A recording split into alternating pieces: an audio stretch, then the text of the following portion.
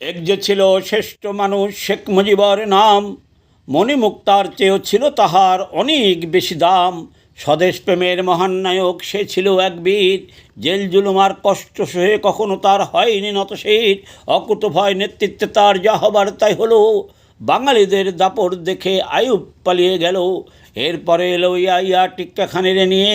টিক্কা খান বলল এসে মোষ পাকিয়ে, এদেশের মানুষ নয় মাটি চায়, সে এসেছিল শয়তানের দুধ হয়ে।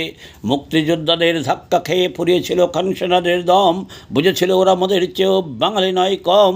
9 মাস পরে পাক সেনারা করেছিল স্যালেন্ডার, মুক্ত হয়েছিল সোনার বাংলা, আমরা পেয়েছিলাম অধিকার। অগ্নিপুরুষ যাহার ত্যাগে সম্ভব হয়েছিল এই, তিনি বঙ্গবন্ধু শেখ মুজিবর বাঙালি জাতির পিতা। আজ মোদের মাঝে সশরীরে নেই, তাহার আদর্শ বেঁচে আছে, তাহারে মারবে কে? তাহার আদর্শ বুকে নিয়ে দেশের উন্নয়ন করল কে? তাহার মেয়ে শেখ হাসিনা 2009 সালের পর থেকে সাজানো গোছানো উন্নত ডিজিটাল দেশ বানালো।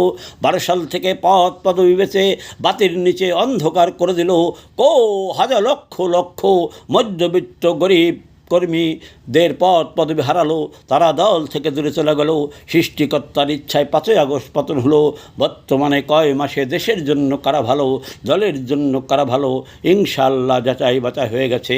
শেখ হাসিনা সৃষ্টিকর্তার ইচ্ছায় আসবে, বাংলার ঘরে ঘরে হাসি ফুটবে। ইনশাআল্লাহ বঙ্গবন্ধুর আদর্শের দল আবার গঠন হবে। দেশের যারা ক্ষতি করেছে তাদের কড়ায় গণ্ডায় হিসাব দিতে হবে। ইনশাআল্লাহ সেদিন আর বেশি দূরে নয়।